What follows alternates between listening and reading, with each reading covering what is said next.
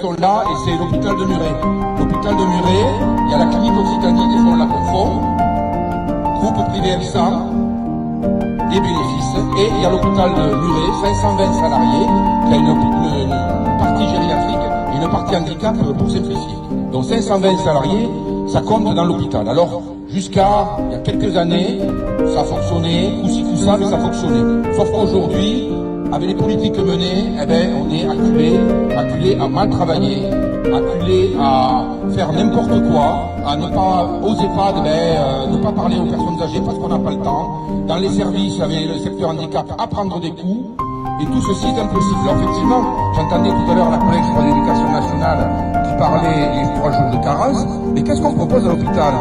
Parce qu'on applaudissait quand on avait le Covid. Eh bien, si on est malade, on tousse, on est contagieux, et comme on ne peut pas s'arrêter et perdre 400 €, eh bien on va travailler et on va contaminer une personne fragile, peut-être pour la tuer. Parce qu'effectivement, ça n'arrive pas à l'hôpital de Muret, mais ça arrive partout, au CHU, en psychiatrie, où il y a des viols entre patients, où il y a des gens qui se pendent, où il y a des gens qui sont, on a aménagé des lits dans des garages. Ouais, vous le voyez tous, quand vous cherchez un médecin et quand vous voulez aller aux urgences ou pour une personne âgée la faire hospitaliser, le système de santé en France, il ne fonctionne plus.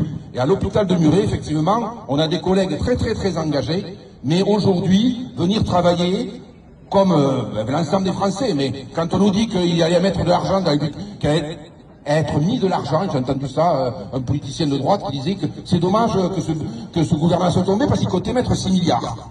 Bon, allez, je vais vous en donner une bonne. Vous savez, vous avez un type, il s'appelle Éric Ciotti. Je peux le dire, c'est vrai.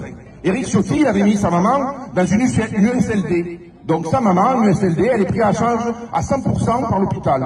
Mais une USLD, c'est une zone où on n'est fait que de passer, et ensuite on va aller sur un long séjour, pas un long séjour, mais une maison de retraite, ou une maison de convalescence. Ben lui, il l'a maintenu en USLD avec son pouvoir politique, ce qui fait que c'était la Sécu qui remboursait à 100%, ce qui fait qu'elle y restait 10 ans au lieu d'y rester 3 semaines, ce qui fait que ça a coûté 500 000 € à l'État et que notre famille besogneuse, elle n'a pas pu faire hospitaliser sa personne. Voilà ces politiciens qui nous font des beaux discours et voilà comment ils fonctionnent. Alors je ne vous manquerai pas Rachida Dati qui aurait touché 900 000 € de Renault, c'est normal, c'est pour faire des contrats, l'ancien ministre de la Santé qui recevait des bagues des laboratoires, voilà. Tous ces gens-là, on n'en veut pas. Et ça, c'est une certitude. Et à l'hôpital, effectivement, on se bat avec la CGT qui fait 85% des voix aux élections. On se bat pour avoir de bonnes conditions, pour que les familles qui ont, dans le malheur, un enfant handicapé puissent continuer à aller travailler, pour ceux qui ont une personne âgée en fin de vie qui ne peut plus la maintenir à la maison, puissent la faire soigner. Et tout ceci, petit à petit, ça se dégrade.